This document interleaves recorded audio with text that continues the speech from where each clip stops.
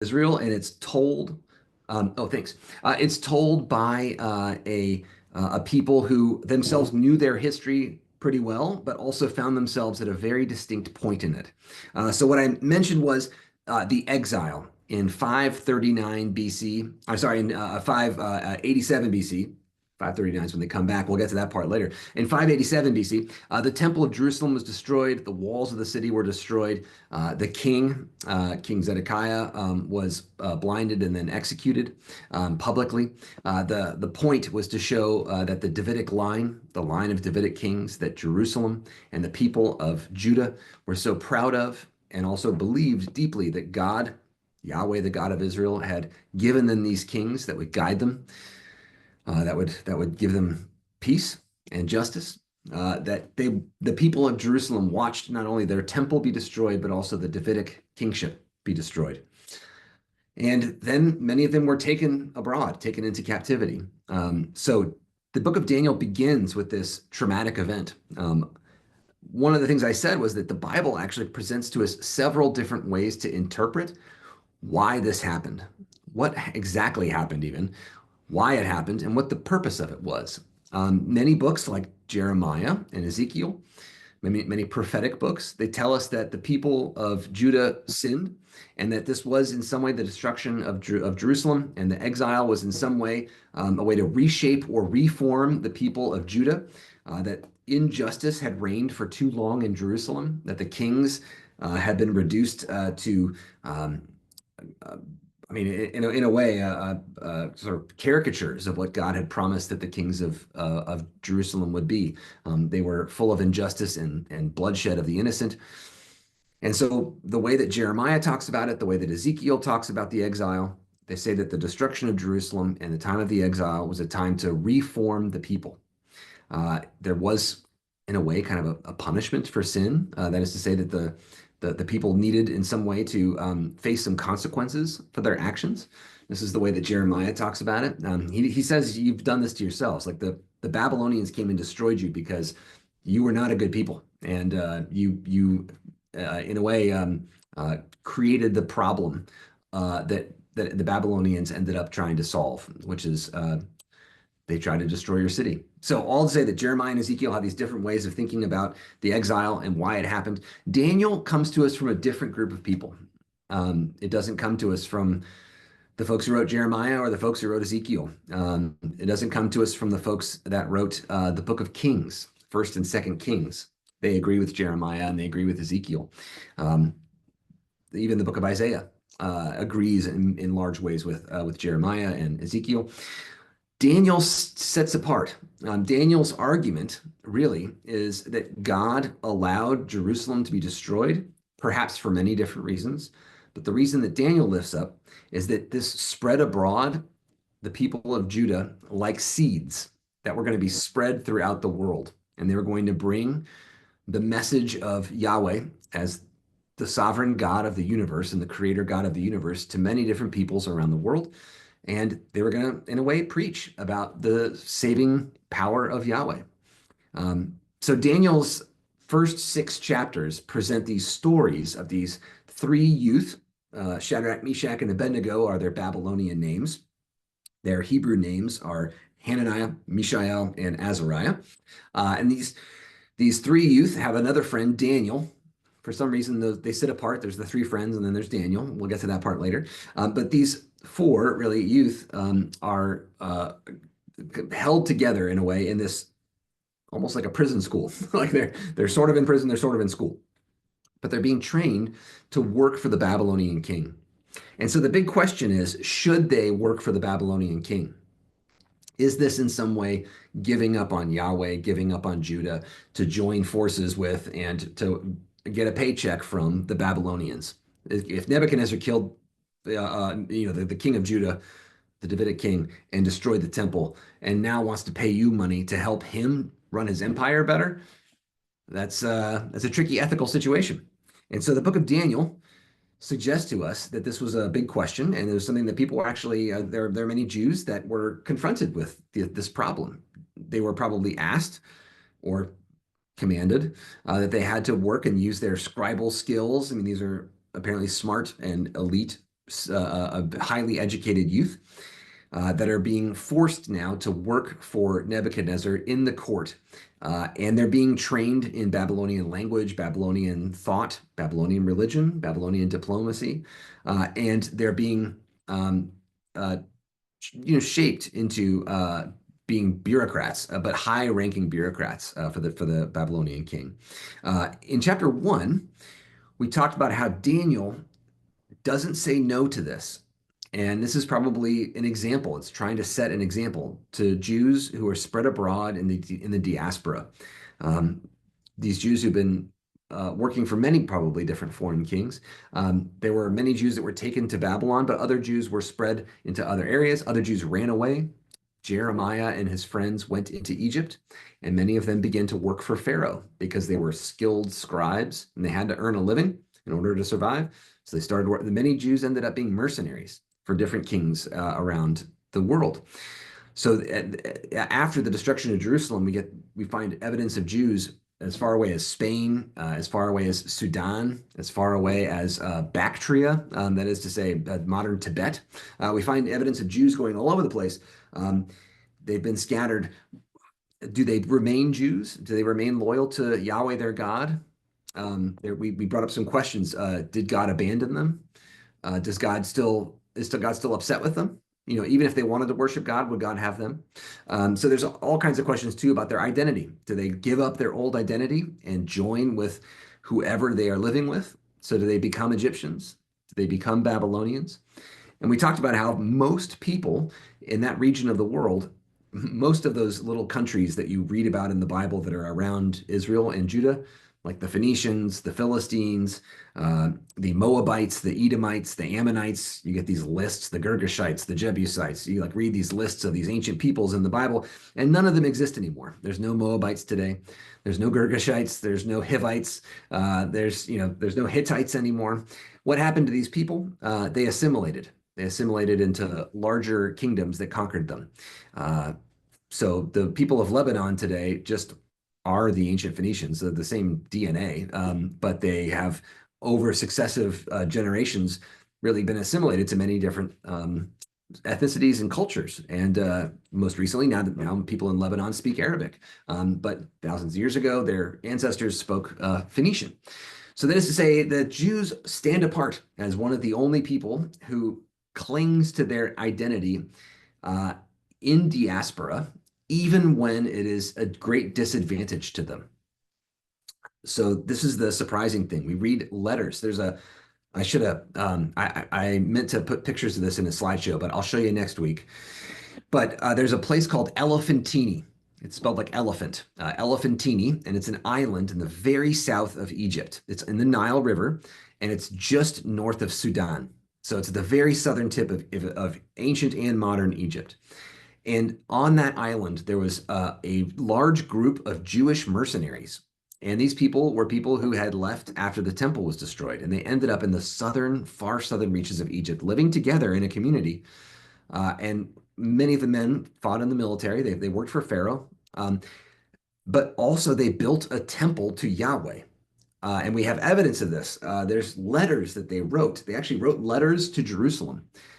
Right around the year 400 BC, they wrote letters to Jerusalem and said, hey, how do we do Passover? How do we be Jews down here? You got to help us out. So people in Jerusalem literally sent a guy.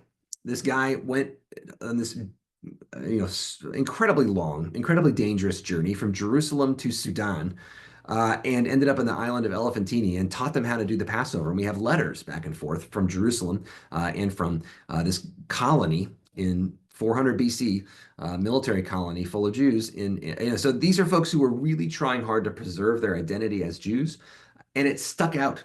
Like that is to say, they made other people mad because they didn't assimilate. So local Egyptians, who may have come from different ethnicities themselves, people who called themselves Egyptians, ended up destroying that temple of Yahweh that was built in Elephantine in southern Egypt in 400 BC. They burned it to the ground. And we know because there were letters from these Jews who write to Jerusalem And they also write to the Egyptian rulers and they say, please help us rebuild this temple. They also have to get permission to do that. So they're asking for public permission to be able to rebuild their temple. So we know that these Jews stuck out. Why did they stick out? Because they refused to assimilate and because they marked themselves in distinctive ways. So they ate weird foods, weird to the peoples around them, right? They ate distinctive foods and they refused to eat some of the foods that peoples around them ate. They wore distinctive clothing, like tassels on the edges of their garment. They had distinctive prayer practices, and they refused to worship other people's gods. And this was a big stickler. In the ancient world, people had their own gods, but they never refused to worship other people's gods. So the Romans or the Egyptians or the Babylonians, they worshiped everyone's gods if you wanted them to or asked them to.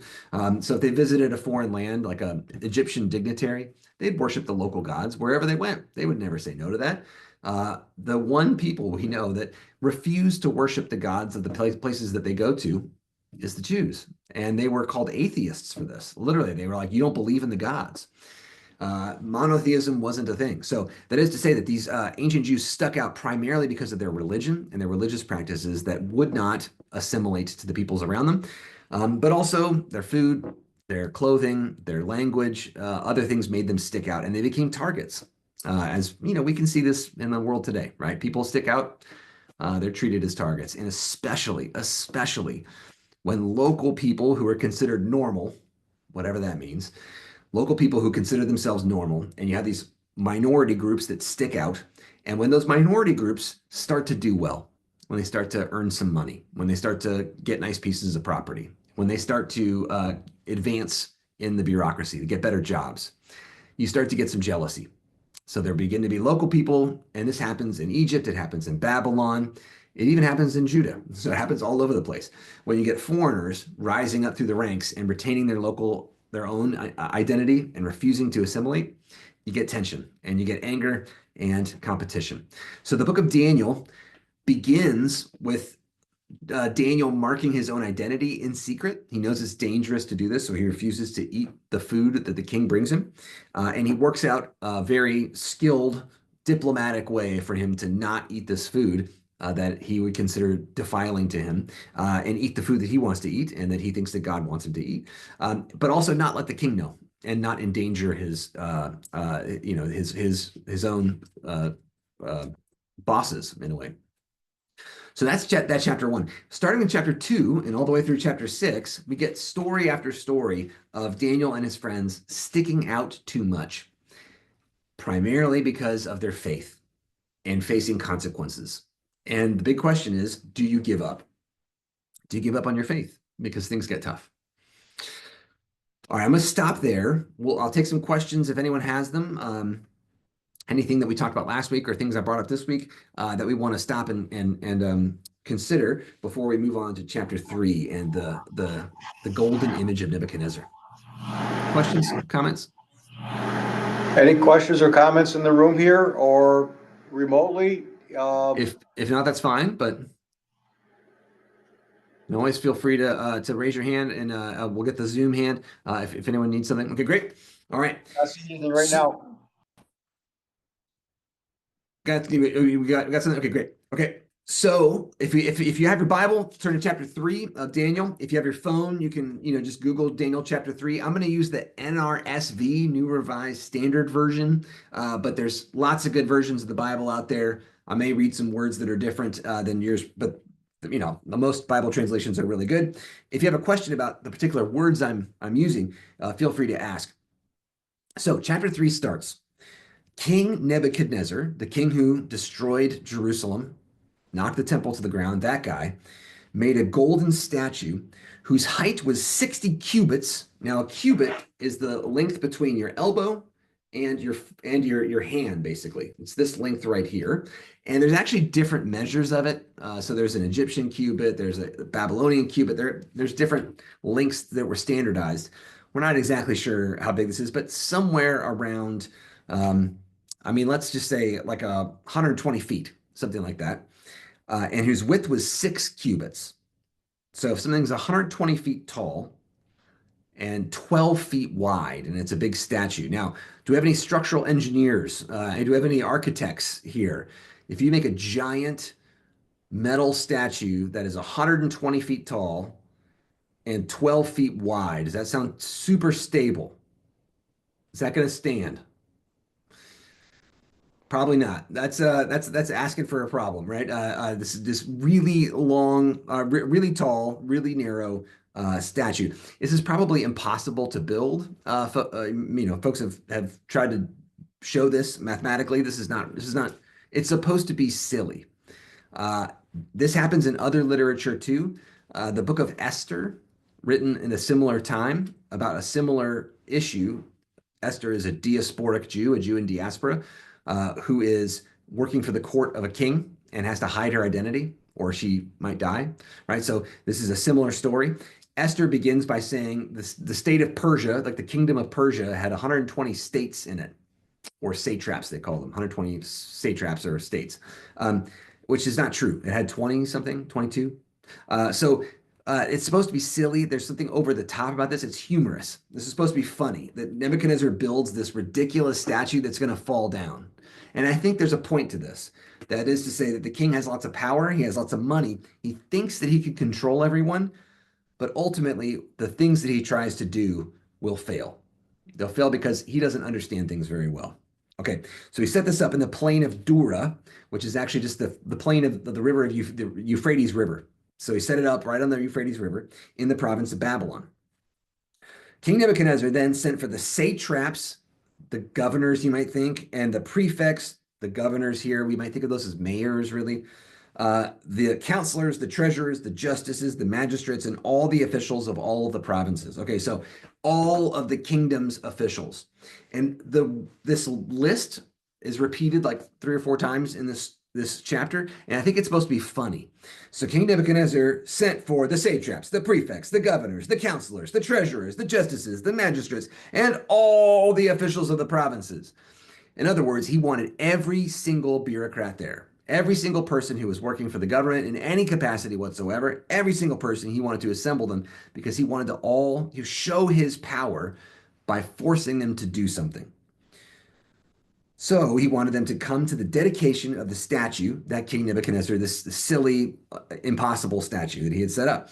Verse 3, so the satraps, the prefects, the governors, the counselors, the treasurers, the justices, the magistrates, and all the officials of the provinces assembled for the dedication of the statue that King Nebuchadnezzar had set up. So he says it and it happens. And this is how the kings understand this is their power or their sovereignty, right? Their political power is demonstrated by them saying stuff and people do it. So when they were standing, all these peoples of the world that were assembled, and Nebuchadnezzar likes to assemble all these peoples of the world because it makes him feel good, right? I can control the whole world. I want the whole world to show up and worship this giant statue of me. When they were standing, he had assembled all these people before the statue that he had set up. Verse 4, the herald, the spokesperson proclaimed aloud, you are commanded, O peoples, nations, and languages, that when you hear the sound of the horn, the pipe, the lyre, the trigon, the harp, the drum, and the entire musical ensemble, and these are interesting words because they're actually taken from different foreign languages. Some of them are from Greek. Some of them are Persian words. So this is supposed to be like it's like that Coke commercial where they get like all of the children of the world to get together to sing about Coke. This is all the children of the world, all the instruments of the whole world, right? And except they're not singing to Coke, they're singing to Nebuchadnezzar. But they're singing the whole world is in perfect harmony. That's the whole point of this. Therefore, they got everyone together, and once you hear the music, you are to fall down and worship the golden statue that King Nebuchadnezzar has set up. This isn't an unusual thing for people to be asked to show obeisance or worship, bow down, prostrate to an image of the king. Whoever does not fall down and worship shall immediately be thrown into a furnace of blazing fire. Now, this is not a usual or typical punishment in the ancient world. We actually don't really have many examples of people doing this. That is to say, throwing someone into a burning pit. This, I think, is supposed to be symbolic. It's like a eradication. If you don't show obeisance to the king, if you don't show that the king is sovereign over you, then you have to be eradicated, almost like you never existed. We're going to get rid of the evidence. And why would the king want to do that? Because if the king leaves evidence that people cannot listen to him, then other people might get the clue, right? Other people might follow, and there's going to be more and more people who are going to say no thanks. So they have to get rid of the evidence if there's anyone who doesn't obey. So verse 7, therefore, as soon as all the peoples heard the sound of the horn, the pipe, the lyre, the trigon, the harp, the drum, and the entire musical ensemble of all nations, right? All the peoples, nations, and languages fell down and worshiped the golden statue that King Nebuchadnezzar had set up. All right, I want to show you something. I've got. Can I show on Zoom here? Let me try to share. All righty. All right. So this. Yep, we've got it. Slide. Okay. Great. Okay. So this is a catacomb image, an early Christian image of the three youth in the fiery furnace. But this is Persepolis. Today it's just a ruin. It's difficult to go and visit, obviously, as an American at least, because it's in Iran, but ancient Persia. Okay, so the Persians were kings that beat the Babylonians. We'll read about them in a little bit. But I show you this because they actually ruled over all of the ancient Near East. They eventually ruled over Judah as well. And Cyrus, the king who was one of the kings of the early kings of the Persian Empire, sent the Jews home. That is to say, sent them home with money to rebuild the temple in 539 BC. But many Jews stayed behind, stayed in Iran, stayed in Babylon, and continued to live there, like Esther. Esther, who got married to a Persian king, and we read about her story in the Bible. So there were Jews who remained in the diaspora, even after the end of the exile. But I'm showing you this because there's some images here that really show this ideology. It really is an ideology of these ancient kings. This isn't just the Persians. They did a good job of making the art and the images, but this was a kind of way that even ancient Egyptians or Babylonians would talk about themselves as masters of the world. It was a really important thing for them to try to prove to people that they were masters of the world. The reason is these ancient kingdoms, these ancient empires, really didn't have much power. It's hard to control people today. It was much harder to control people before cell phones, but even before airplanes, before the combustion engine, before trains. It was hard to get from one place to another. It was hard to know what was happening in other parts of the world, even if supposedly you were in charge of them.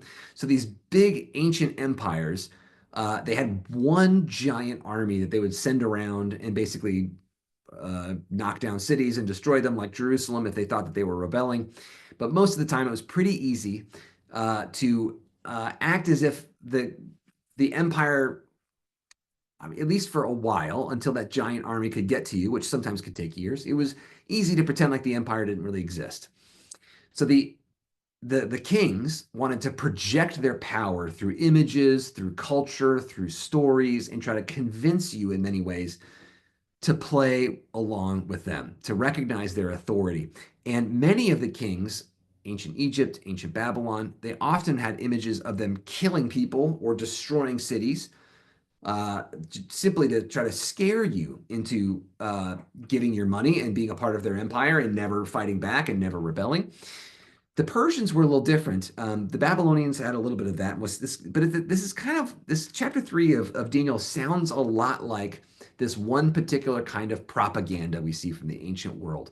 And this place, Persepolis, has it in spades. This is all the royal city of Persepolis that you see here on this screen. It's ruins today, but there was a giant hall. All right, so what it would have looked like in the ancient world. Here we go. This is what it would have looked like, that exact same space. And there's a big area called the Audience Hall of Darius I, King Darius of Persia, built this huge complex and built this giant audience hall with this big gathering space outside of it so that peoples could be assembled to actually see him as the king and go have festivals, rituals together that would help them to feel like they were part of the empire. This is what's left of Persepolis today. This right here is called the Gate of All Nations. The Gate of All Nations, all peoples and languages and tongues, just like Daniel 3. On the wall of the Gate of All Nations is an inscription.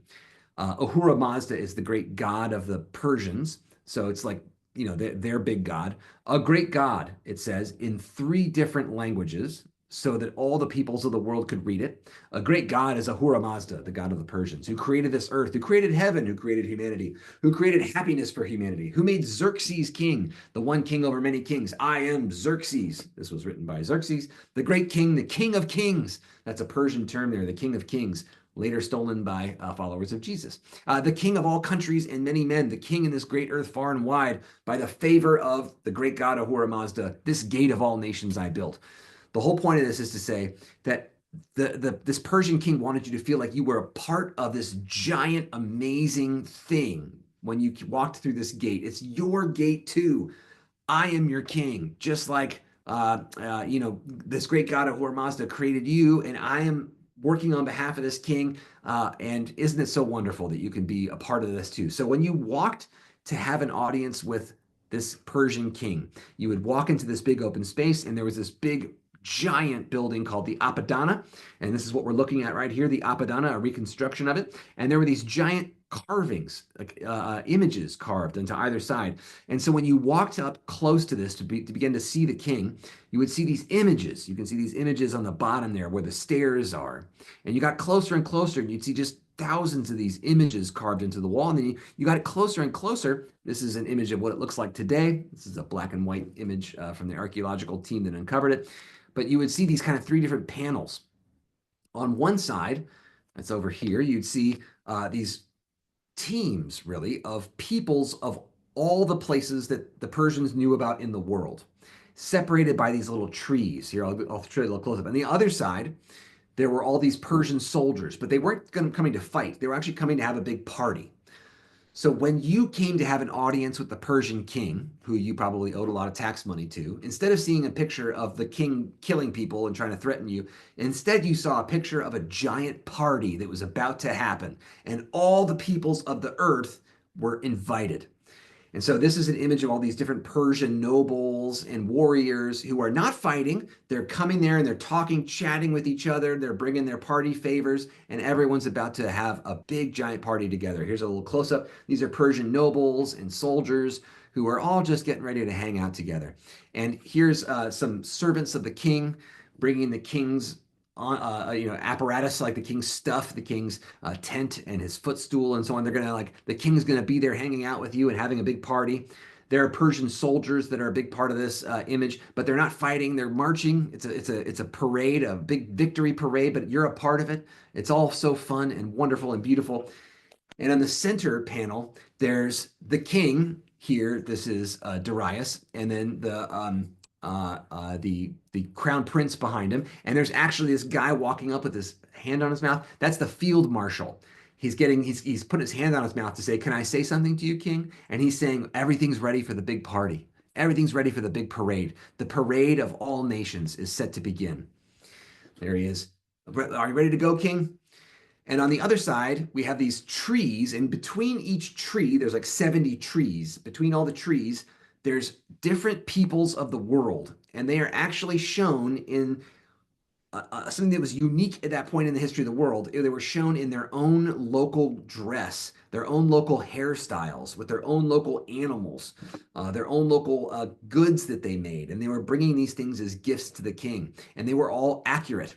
That is to say, they had accurate hairstyles. So you would actually show up to this place to see the king, and you would see a picture of yourself getting ready to have a giant party with the stuff that you would have actually brought to the king, but like the picture of you's holding that thing, and all these other peoples that are around you, your regional enemies perhaps, are all showing up to the party too, and everyone's hanging out together. Here's some Greeks showing up with their Greek vases and their particular kind of Ionian hats and things like that, right? And all these different peoples of the world show up in all their gear, their attire, and they're getting ready to have this big giant party all together. At the front of every group, or every I don't know what you want to call it, like every mission of these different groups of people, at the front of every kind of assembled party group, there is a Persian, and that Persian is holding the hand of a leader of this local people and is bringing them in to escort them in to show them to the king. This is actually something called a presentation image. This is a really common image from the ancient world, from all over the ancient world, from Egypt all the way through to Babylon. Everyone knew about this kind of image, but this was used typically of gods introducing you to a high god. So people in the ancient world had their family god or their clan god or the god of their like their job, their guild. So like the god of ancient metal workers. And these were considered like gods that had some extra time on their hands. They were not so powerful or so important. In the same way that if I wanted to get on the governor of Georgia's schedule, that's pretty hard.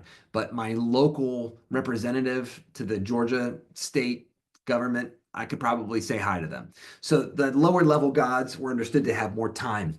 But if you knew the right lower level gods, then you could be introduced to the high level gods. That's how ancient people understood it. And this is a little image of a local guy on the left. And then there's a lower to mid class god that's like friends with this person who's introducing them and taking their hand and introducing them to meet the high god. Well, in this ancient Persian image, the Persians are like the gods, and the peoples of the world are the people. In other words, the idea here is that the Persians are actually divine, and they have been divinely sent to create order and structure to the world. And so being a part of this empire is not only a privilege, but also you have to be a part of it. And if you're not, then you're rebelling against the gods.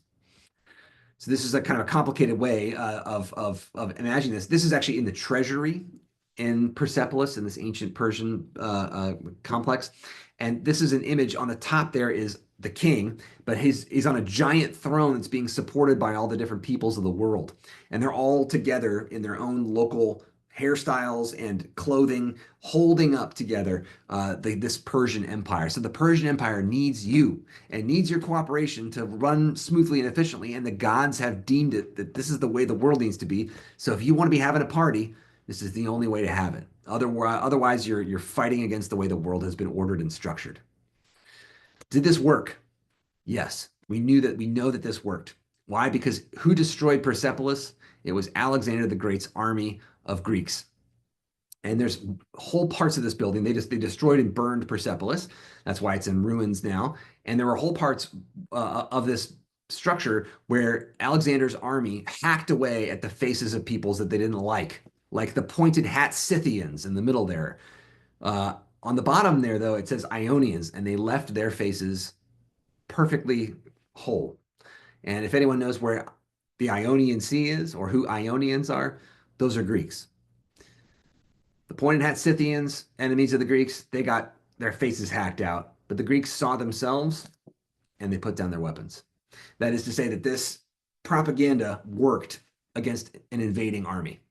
They recognized themselves and they stopped. So all to say, this story here in Daniel is participating, I think, in some of this same some of the same propaganda, but it's taking a different way. It's coming at the whole problem a very different way. It's trying to convince you, the reader, you don't need to play the games of these kings. You can't just ignore them because they can kill you. But you don't have to play the same game that they're playing. And ultimately, they are not the ones who are in power. God, the God of the cosmos, Yahweh, the God of Israel, the one who created the world, has for a time given a small amount of sovereignty to these kings, a small amount of power to them. But ultimately, the true power doesn't lie with them. And the book of Daniel tells us again and again to like look for those places where these kings actually fall short or where they don't know something or where something escapes their power. And that shows you that they act, there's a little hints that God has put into the world to tell you that they don't actually have the true power. And it's a way to try to convince us we don't need to abandon our own God just because the world looks like there's no evidence that we can find that our God is in power. So Jews who were in the diaspora, they might say, why would I follow the rules of this God Yahweh when Yahweh has allowed my city to be destroyed, my king to be executed? I don't have a home. I don't have a temple that I can go to and pray in. Is God powerful? Is Yahweh God powerful? Does my God want me? Does my God like me? What is my God? Is my God sovereign over anything in the world? And the book of Daniel, I think, is written to try to tell people, yes, Yahweh, the God of Jerusalem, is sovereign over the world, even when it doesn't look like it. So it's trying to give us new eyes to see the world. So if we go back to the story then, where I was at this point, the king has assembled all these nations of the world, all the languages and all the peoples, nations and languages, and all the different musical gear of the world is brought together to sing in perfect harmony and so on. And they're going to burn anyone who doesn't join in the song. Verse 8. Accordingly, at this time, certain Chaldeans, certain Babylonians, but these are specialized Babylonians who are very smart, came forward and denounced to the Jews. So all Jews, I guess, but these in particular, Shadrach, Meshach, and Abednego. They said to King Nebuchadnezzar, O king, live forever. You, O king, have made a decree that everyone who hears the sound of the horn, the pipe, the lyre, the trigon, the harp, the drum, and the entire musical ensemble shall fall down and worship the golden statue. And whoever does not fall down and worship the statue shall be thrown into a blazing furnace of fire. There are certain Jews whom you have appointed over the affairs of the province of Babylon, Shadrach, Meshach, and Abednego.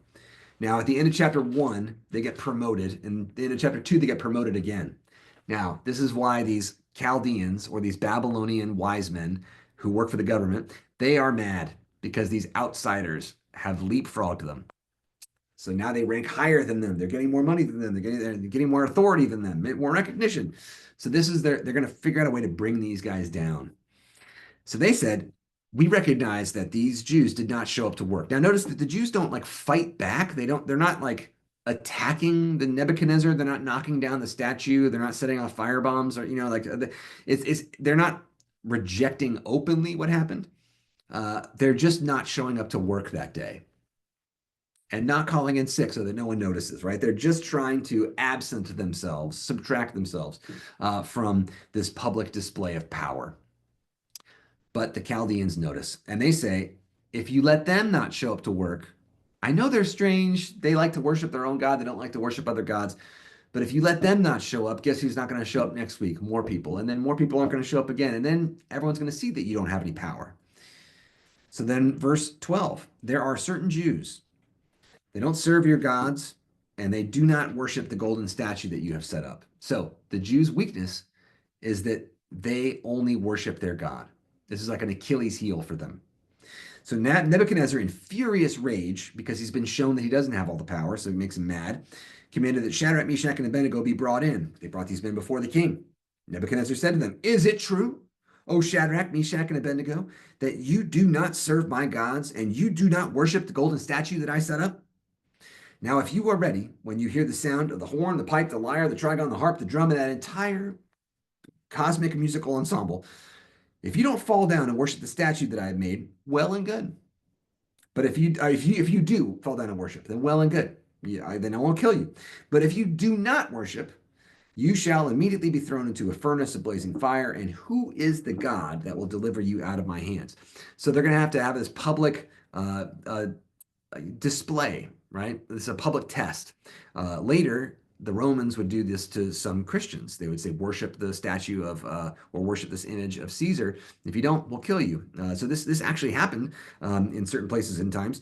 This would have been very rare, perhaps non-existent in the Babylonian Empire. That is to say, we don't have evidence of them doing this kind of thing, but nonetheless, it probably is true that many Jews felt like they stuck out so much because they would not worship images of the emperor and made themselves kind of have a target on their back. So this is a theological story meant to represent the experiences of many Jews during this time, and it probably pushes it to a limit, right? It's like this is a kind of outside what actually happened normally, right? This is a strange case, but people probably felt like their inability or their refusal to worship like everyone else worshiped the gods of the emperor, and at times the emperor himself, kind of made themselves a target.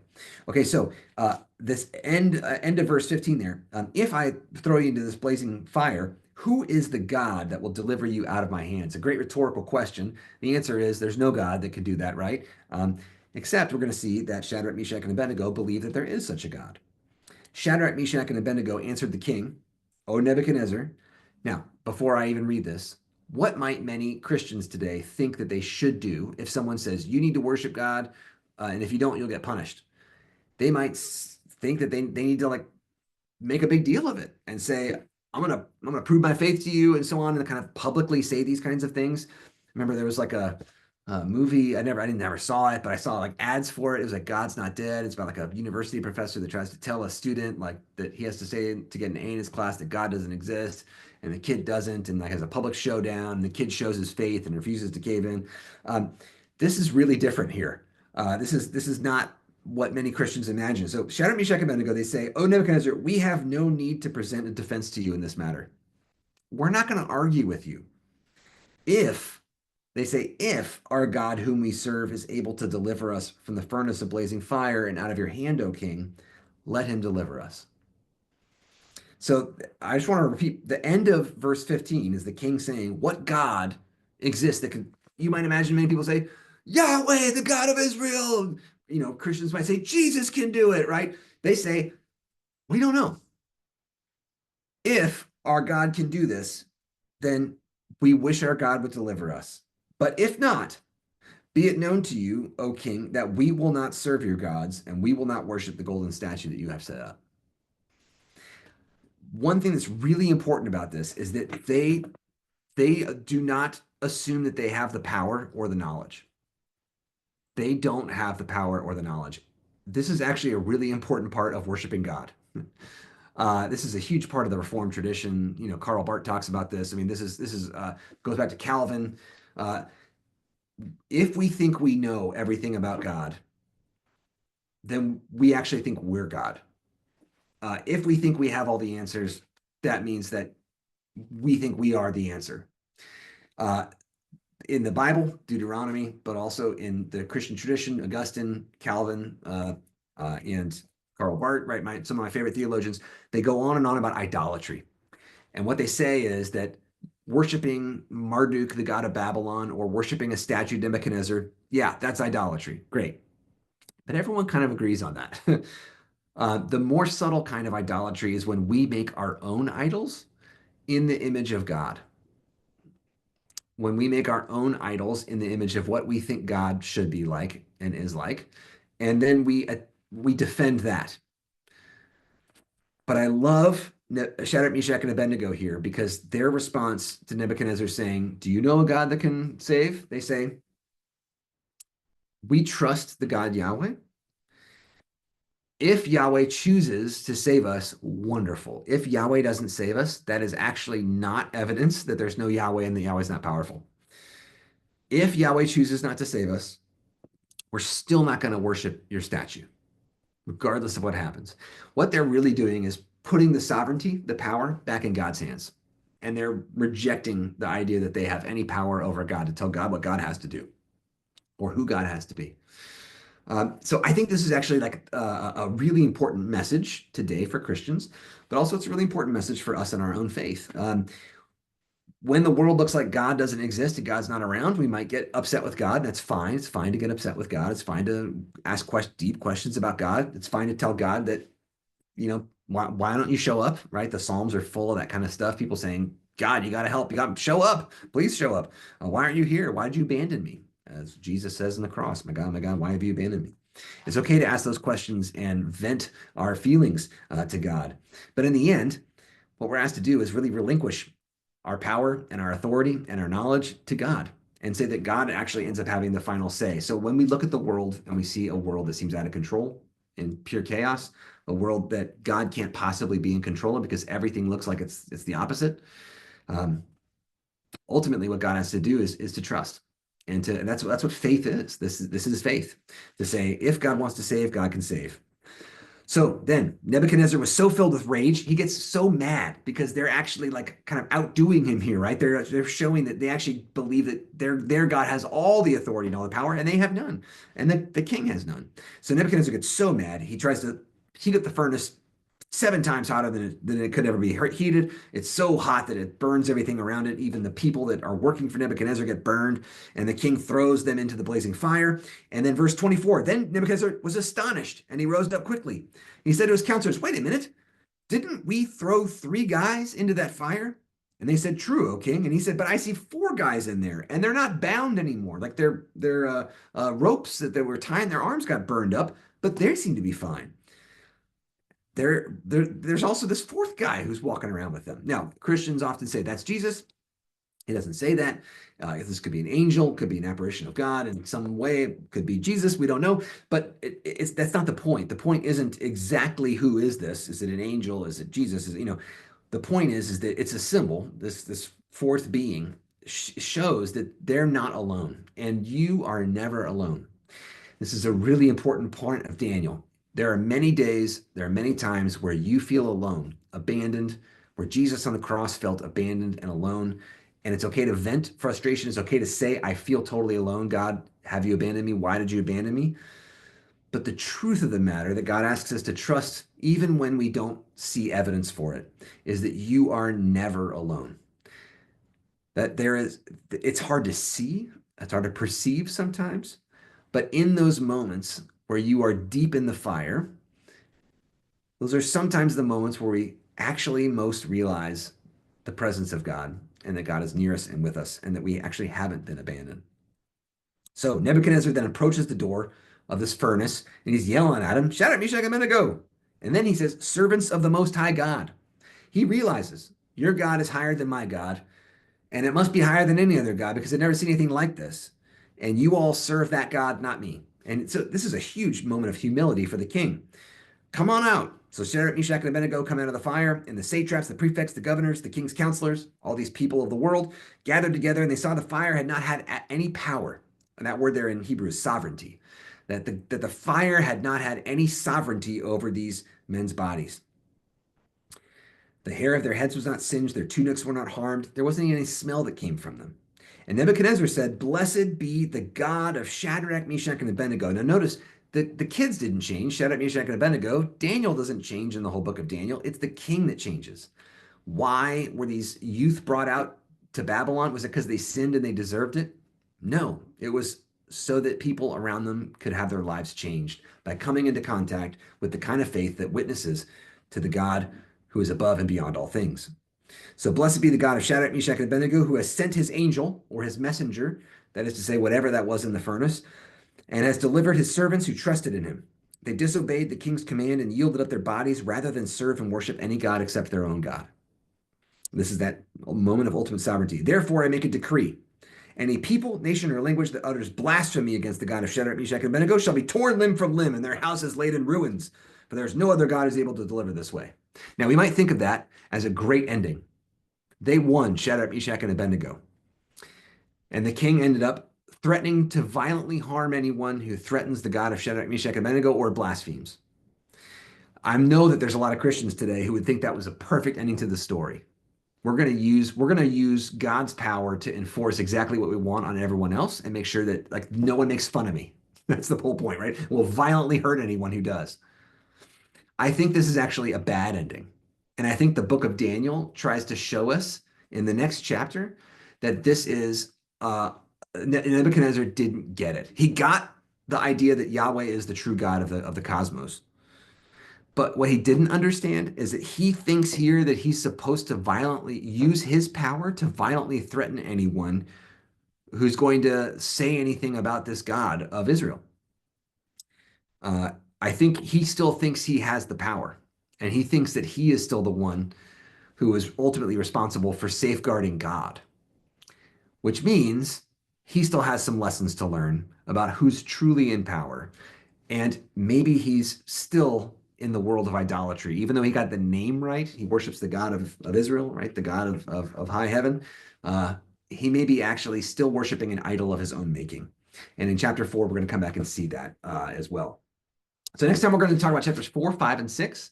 And we'll end this first part of the book. I'm going to stop there and ask. I know it's coming up on 8 o'clock, but we have a couple minutes for questions. Any questions or comments or concerns from anyone?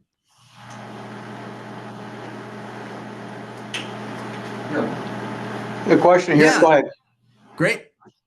So, do we take the fire literally, or was that a figurative event? Yeah, so it's a great question. We don't have like a historical evidence really of like any fire being used as a punishment. We don't have, outside of this story, we don't have anything that would qualify as historical evidence of this particular event, or even the names Shadrach, Meshach, and Abednego. I'm not sure. Like the truth is I don't know and no one knows. This could be a word for word historical event that actually happened, is recorded exactly as it was and passed down. Um, I tend to believe that these stories, Daniel and Esther, are they're based in some truth, but they have been told in such a way that they are usable, or that they speak to many different people in many different situations, in the same way that Esther is. So when I said that in the beginning of Daniel chapter 3, it says that the statue was 120 feet high and 12 feet wide. Trying to build a statue like that, it's not going to stand, it's going to fall over. I think it's supposed to be laughable because it doesn't work. So that is to say, I think that these stories are based in real experiences that people had of foreign kings and of foreign bosses, that were threatening Jews for their faith. And I think that they were kind of, all of these experiences almost like coalesced into these stories that we see in Daniel chapters 1 through 6. So there may have been historical figures, Daniel, Shadrach, Meshach, and Abednego. I tend to think there were. Why else would there be names like this? But were they threatened with a fiery furnace like this? I don't know. I do believe, and we have much historical evidence, that there were Jews that were actually killed for their faith, and we have evidence that there were Jews who were threatened with death for their faith in many different ways. So what I would say is this is a historical story in the sense that these experiences are very real. This particular telling, I don't know. Does that help at all? Thank you. Thank you. Other questions or comments? So you It's a have very a Ash Wednesday kind of story here with the fiery furnace. Ha ha Ginger ha ha. had a question. Yes. this is a very comforting story because it teaches you God's will be done. So Right. you can think you can do everything, but there are times when you must really relinquish all your power and allow His will. Right. And it's not just for anything, right? It's not for, he's not threatening, risking, they're not risking their lives in the same way for like the kind of clothing they want to wear to distinguish themselves as Jews, or the kind of food that they want to eat. Right? They were much more subtle about that in chapter 1. This is things like, who do you really worship? Right? Who do you really trust with your heart and soul, and with everything you are? When the chips are down, what do you really believe in? These are these deep questions. But yes, the idea is that even in these moments of persecution for faith, or for what you might really believe in, we're being asked to recognize that there might be some physical, sometimes financial, sometimes emotional penalties that we pay, in the real world, right? In order to retain our true faith in God. What we're asked to see is that those are small things in the large kind of picture, or the large scheme of things. But that even in the midst of anything that we might give up in order to retain our faith, that God is always with us. And what we as Christians believe, right, is that Jesus went with us all the way to the very end. That is to say, to the cross.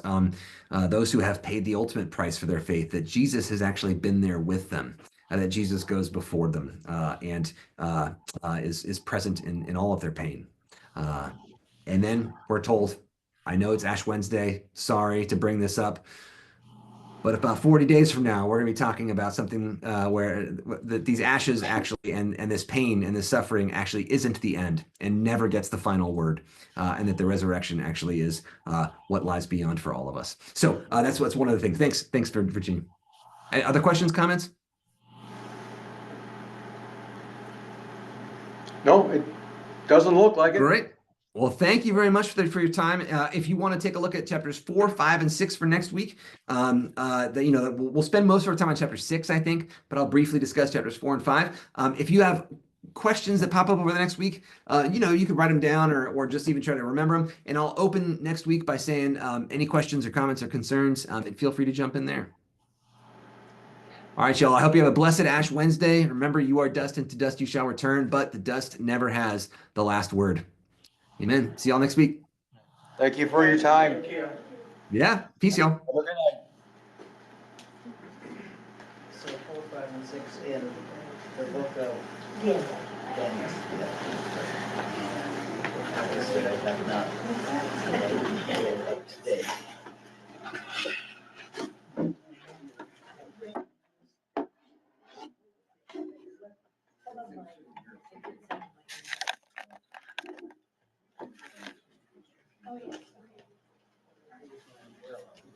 Oh, there it is.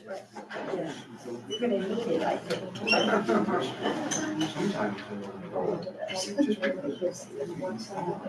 Why don't you come around this way, Ginger? There's a lot of cords here. I don't want you to. Which one shall I jump over? Good. Good for you. So, basically, at the end of the session, if you move the cursor, well, I'll stop it for a moment because, come on, do your thing. There. This is what the screen would look like. Okay.